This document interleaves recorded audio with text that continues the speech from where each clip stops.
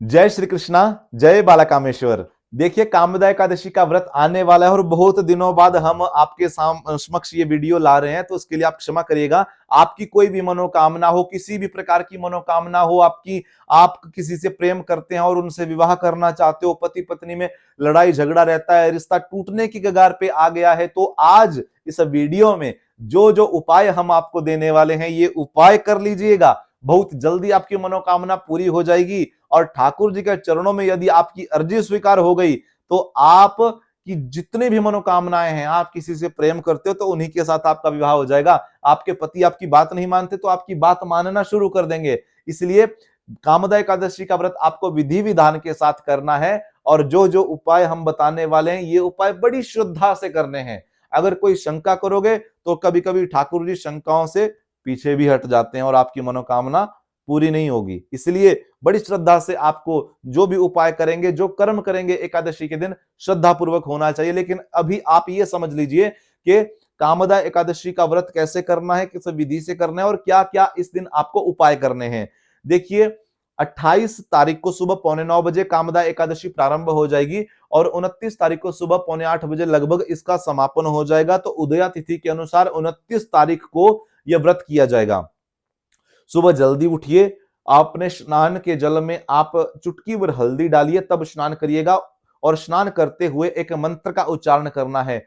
गंगे च यमुने चैव गोदावरी सरस्वती नर्मदे सिंधो कावेरी जलेस्मिन् सन्निधिं कुरु। इस मंत्र का आप उच्चारण कर दें। स्नान करते हुए पीले रंग के वस्त्र धारण कर लीजिए और ठाकुर जी का पंचामृत के माध्यम से आपको अभिषेक करवाना है और ठाकुर जी के सामने ही बैठ करके ओम नमो भगवते वासुदेवाय नमः बोलते हुए अपनी मनोकामना ठाकुर जी के चरणों में आपको अर्जी लगानी है। और 11 या 21 परिक्रमाएं तुलसी भगवती की जरूर करिएगा और उनके चरणों में भी अपनी अर्जी लगानी है। उसके बाद में आसपास के नजदीकी किसी भी गौरी शंकर भगवान के मंदिर में जाकर के गौरी मैया को आपको सुहाग की कोई सामग्री अर्पित कर देनी है। चाहे आप चुनरी दे दीजिए, चाहे आप कोई भी दूसरी सामग्री दे सकते हैं और एक नारियल भगवती को भेंट देना है। वापिस घर आकर के श्री शांब सदा शिवाय नमः इस मंत्र का 108 बार आपको उच्चारण करना है, जाप करना है।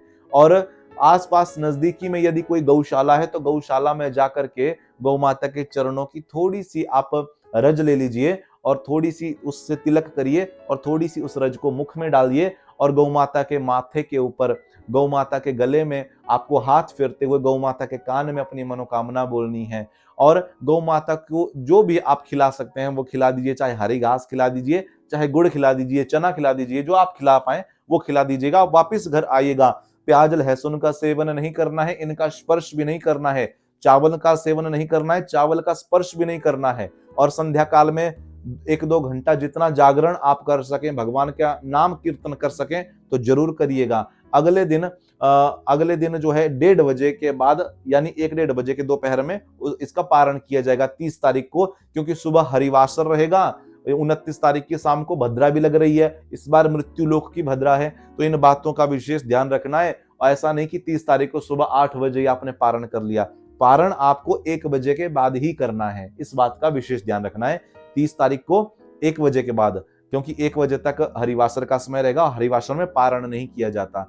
तो इस प्रकार से आपको पारण कैसे करना है, आपके घर में यदि जगन्नाथ भगवान का महाप्रसाद रखा हुआ है तो वहां से एक दाना ठाकुर जी के सामने उनकी सेवा करने के बाद में ग्रहण कर लेना, पारण हो जाएगा। यदि उनका चरणामृत रखा हुआ है तो चरणामृत से पारण कर सकते हो। ठाकुर जी के चरणों में रखा हुआ तुलसी दल ग्रहण करके पारण कर सकते हो। या 7 प्रकार का अनाज ब्राह्मणों को दान दे देना, साधु संतों को, जरूरतमंद लोगों को दान दे देना और उसके बाद एक थाली गौ माता को भोजन निकाल देना, ब्राह्मणों को भोजन करवा करके आप उसके बाद भोजन कर लेना, आपका पारण विधि विधान से हो जाएगा। तो ये जानकारी अच्छी लगी हो सभी लोगों तक पहुंचाइएगा और हमारे चैनल को सब्सक्राइब अवश्य करिएगा। बाकी हमारे द्वारा जन्म कुंडली दिखवाना चाहते हैं तो हमारा ऑप्शनल नंबर भी है 7876302166। इस नंबर पे व्हाट्सएप पे मैसेज कर लेना। अपनी अपॉइंटमेंट आपको लेना पड़ेगी और उसके बाद में हम आपको समय देंगे कॉल करने का। उस कॉल करने के समय पर आपकी कॉल आप हमसे कॉल पर बातचीत कर लेना और आपकी जो भी समस्या रहेगी उस समस्या का समाधान हम आपका